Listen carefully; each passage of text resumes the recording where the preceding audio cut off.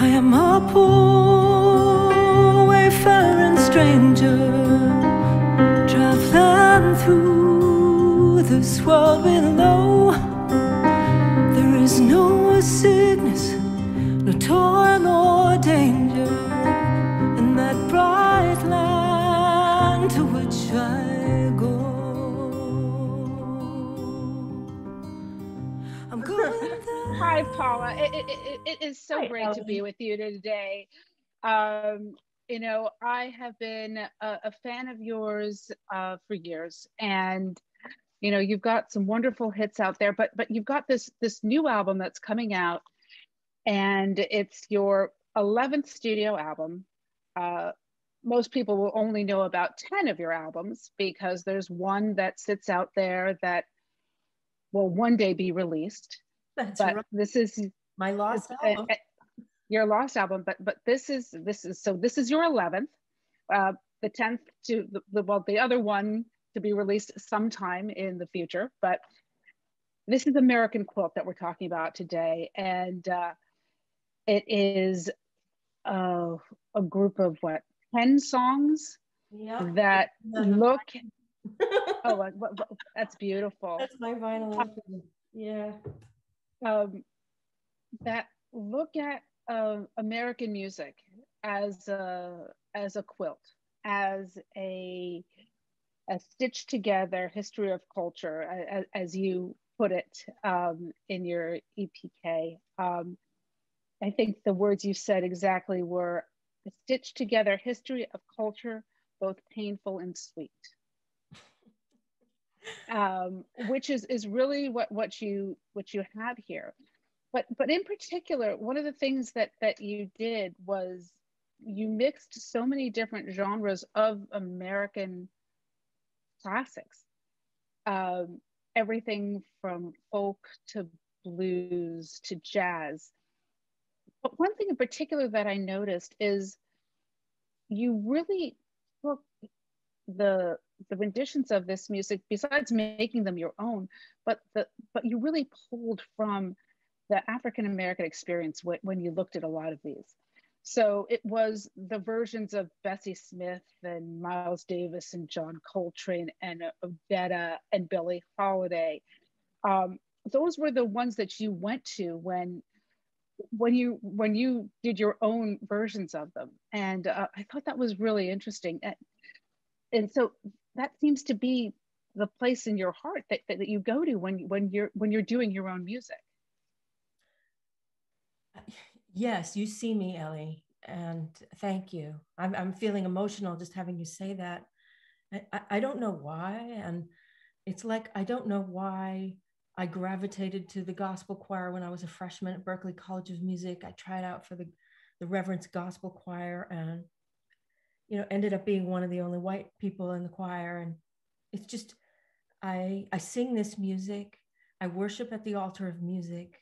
I've been a jazz singer. I thought I was going to be a jazz singer, which is a heavy mantle of responsibility. You're inheriting the music and the vision of the masters and the legends before you. You work with it. You try to make your own music, and you pass it down the river to the younger generations beyond you. And I've just always profoundly loved the music and felt some kind of soul connection that's inexplicable to me. And I've always been welcomed and loved and supported by the musicians from these genres, and I've collaborated. And at times I didn't feel worthy to, like, being a white person and singing this music. And that was one of the reasons why I didn't sing it kind of professionally back in my 20s when I started being a jazz singer. I felt I had some imposter syndrome, and here I was loving the music so profoundly that it stayed in my heart. And I have my real book of standards on the piano, and I go back to them and I listen to the music. I live in the music.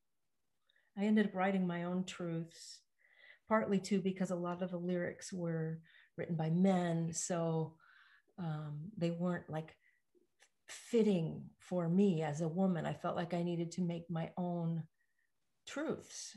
And so they came out as originals. I ended up following that path of my originals, getting known for my original music. Meanwhile, I'm a jazz singer. And also my dad was a professional musician on weekends. Like, he was a scientist and a musician. He played multiple instruments, and he exposed me to jazz. He played all these instruments. He exposed me to jazz and folk and country, and it was this melting pot. And there were no definitions. And polka. And polka, because he was playing in a polka band. Boom, boom, boom, boom. I mean, like, he kept the groove on the bottom, you know. And that's roots music. Polka is considered roots music. So here was this melting pot of music in my home. Everyone played multiple instruments and sang together.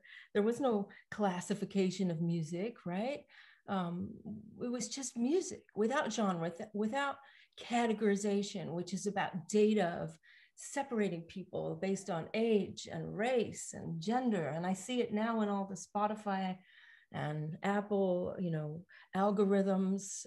It's just, it's kind of wrong. And here I am, this musician of musicians, a lover of jazz, who quietly in her heart is kind of a jazz singer all these years behind her pop hits. And I finally am releasing music that shows my roots, I guess, shows my roots. And I have profound love for those masters like Billie Holiday, who is the greatest jazz singer, and you know, like the legends you mentioned, Miles Davis. I worship at the altar of Miles Davis. What a conflicted and complicated human being. But I mean, he's taught me so much as a band leader, and to keep it simple. And John Coltrane, this gentle giant of spirituality. So yes, I feel like I need to pay homage to the masters and those that I love. So there you have it.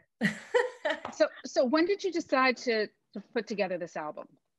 And how did this album come together?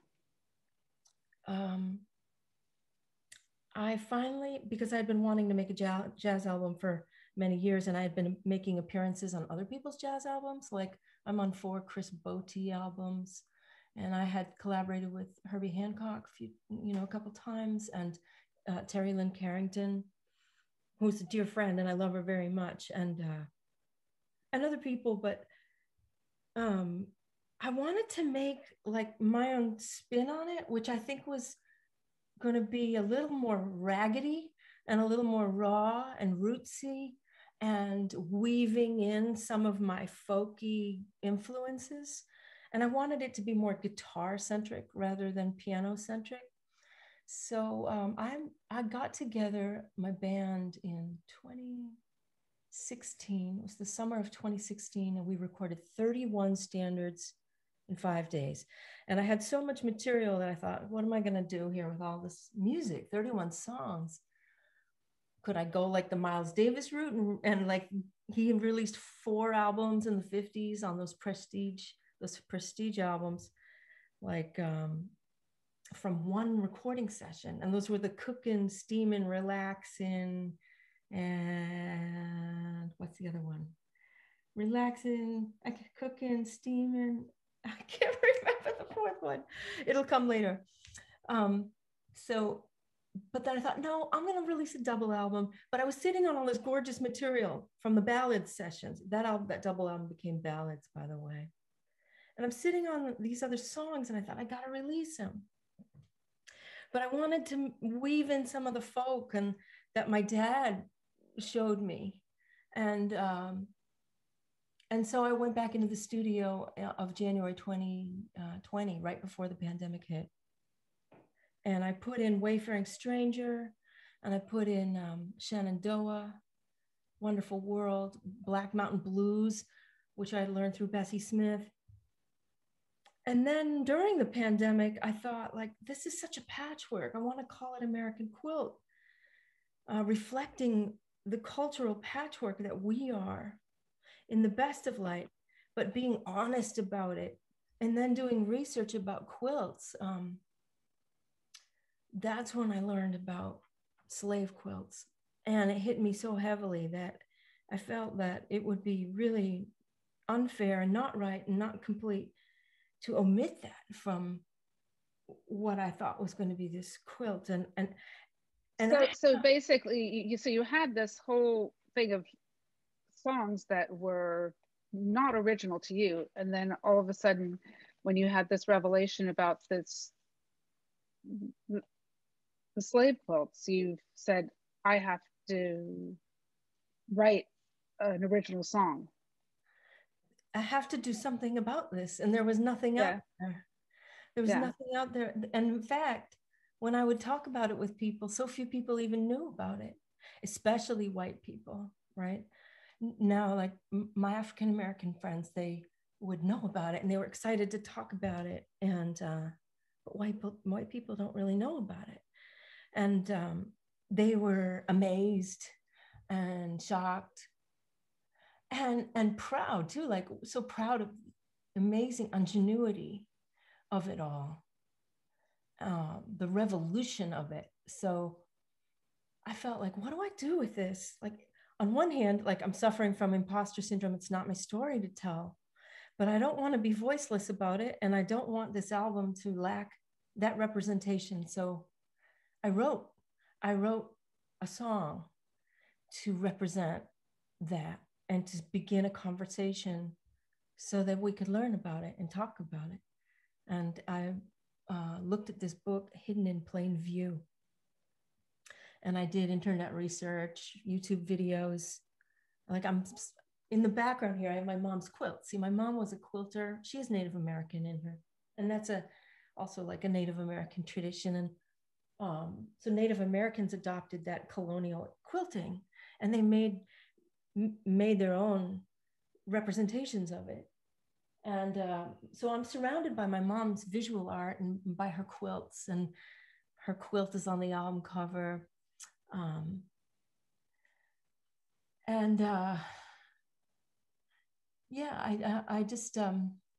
decided that I wanted each verse to be a quilting pattern and to tell the story. So like follow Bear Trail. Bear Trail is a quilting pattern. And that means like you follow the path of animals. If you want to escape, like as a slave, and you want to escape, you follow animal trails, which will take you to water and places to hide. You follow flying geese. Flying geese is another quilting pattern, because in spring, it'll take you north, and north was to Canada, where all people were free. Still true to this day, I think, a little better than it is here. But like all of these quilting patterns were clues and hidden messages so that they would be hung and people would learn and gather their tools and gather their loaf of bread. And like monkey wrench is a tool. It's a tool that is a quilting pattern, and it symbolized gather your tools. You need this and this and this. And it was all these clues and advice hanging in a quilt, usually done by women. And women's work, of course, was considered insignificant, trivial, overlooked, perfect, revolutionary material, right? Follow Bear Trail to the borderline. Walk the path of animals to water too high. The geese will lead you north and lead you to home, toward the setting sun to Cleveland. Toward the setting sun to Cleveland. But then, you go into the song Shenandoah, which, possibly was originally an Oneida song that came from the Oneida Nation, that talked about the settlers, possibly marrying Oneida Indian women, and their journeys down the rivers through the Oneida Nation. So you really get all of your heritage included within this album, and the American quilt that actually is your past. That's right. That's right. My mom with her quilts and the cultural heritage of the melting pot that we are, and the conversation that we need to remember about tolerance, the, looking for the good, having a conversation, broaching the conversation, coming together. Yes, Shenandoah was an Oneida chief, and the fur traders. Again, this is a melody. People would be singing to keep themselves company. So the melody, like an oral tradition, spans centuries. And fur traders, lonely, going up and down rivers, the Missouri River, finding often, Native American women to marry. And then they would go down the river to the clipper ships down like, New Orleans and other ports. And then these clipper ships would then go across the Atlantic, and they'd be singing these songs across the Atlantic. And so these songs are known on both continents. It's incredible how oral history maintains culture like that. Beautiful. Oh, Shenandoah, I long to see you. Way, rolling river. Oh, Shenandoah, I long to see you. Away, I'm bound away.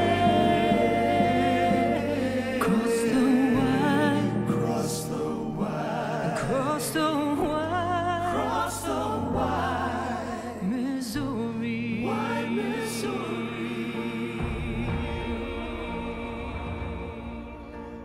I'm doing the work. I'm trying to do the work. Let me just say that I'm trying to do the work, to have the conversation, to express that's what's in my heart, the sadness, the joy.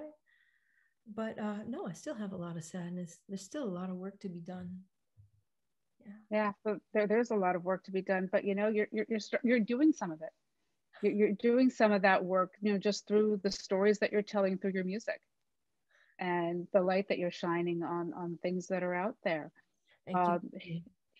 I just want to say that I want, like, for those people who might, like my fans that will watch this, will you tell them a little bit about yourself?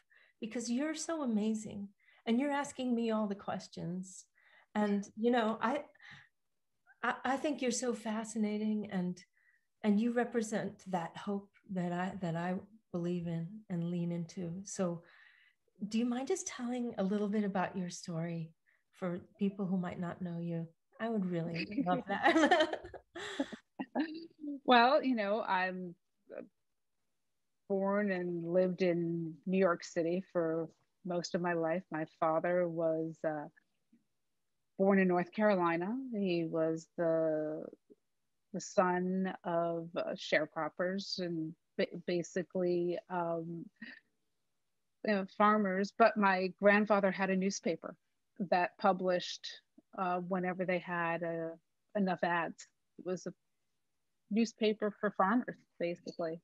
And he and my grandmother had 13 children. My mother was born in Czechoslovakia, and family was Jewish, and they fled the Holocaust in 1939, and they moved to Ecuador.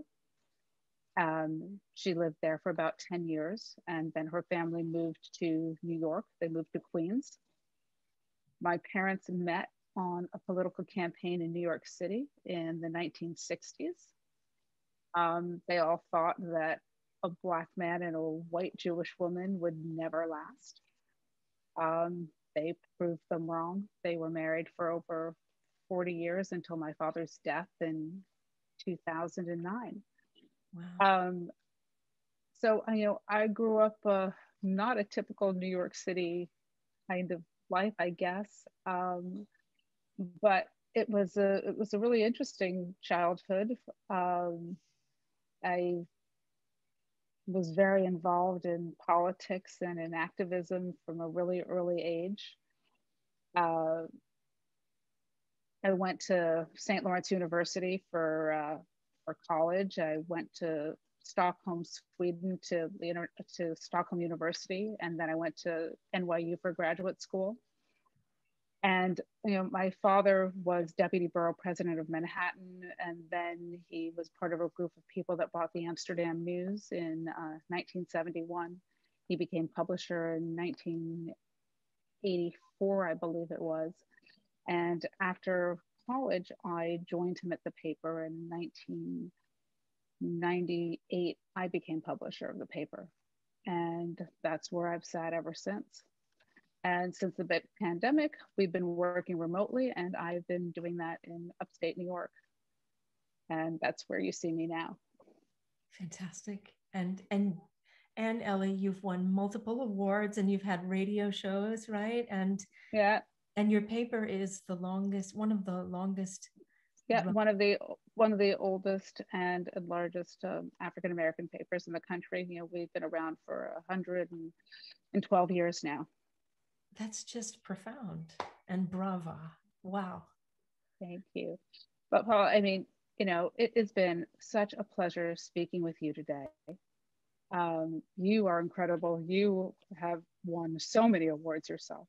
And you have been, I mean, as we talked about, 11 albums to your credit. I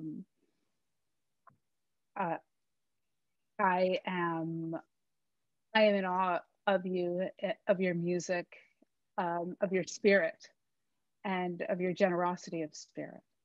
And I feel like I know you. It seems like we've met in person, though we never have. This is the closest we've gotten to actually being face to face. You will meet. You're a friend. You're an ally and a friend, and I'm going to take you out to lunch. So. Well, this has been an absolute pleasure, and I hope that we can continue this conversation. Anytime. And many more to come. Is there anything else you want to say about American Quilt? I wouldn't have, see, I got tearful. I cry easily, but thank you for that. I wouldn't have even conceived of it without my mom. And I'm wearing the key to remember my great-grandmother. This was the key to her piano. My great-grandmother was an amazing pianist. Her name was Charlotte, and I named my daughter after her. She was gifted and admitted to the Yale University School of Music. This is well before they admitted women, because they didn't admit women until 1969. Can you believe that? So yes, I can, unfortunately. Yes. But she was admitted to their music school like in the early 20th century, and she got engaged. And as soon as she got engaged, that just killed any hope of a life in a music career. She had to leave Yale, she had to have children, and kind of had a very repressed life, and ended up divorcing. It had a troubled time, but was this gifted pianist, ended up teaching piano. So she taught my mother the piano, and my mom taught me. And I'm not just here for my dreams. I'm here for all of the women in my past. My mother, who was only being seen as a visual artist now in her 70s, she finally is getting her work out. So if you want to go to stephaniecoleartist.com, you can see her work. It's amazing. It's like a Grandma Moses movement. We finally are getting her work out there. But I'm here with all of my foremothers in my heart and in my soul. I think of Charlotte, I think of my grandmother, I think of my mother and my mother's quilts. It just all kind of helped become me, my dad's music. And I'm very thankful, because they were also a very diverse people. On my dad's side, my Italian great-grandfather married the Polish great-grandmother they met on the boat. So I'm just comprised of mixture, and I'm proud of that, and I want to advocate for that. So all these ancestors are with me, you know, and I guess I just want to acknowledge that. Oh, that's wonderful. Well, I'm Elinor Tatum. I'm publisher and editor-in-chief of the New York Amsterdam News, and we were with Paula Cole. Thank you so much, Paula. It's been a wonderful, wonderful time with you. Thank you. Thank you. Oh, Zilla hangs the laundry on to dry. She hangs 10 quilts one at a time. Memorize the pattern to make your way to the other side, to Canada, to steal away.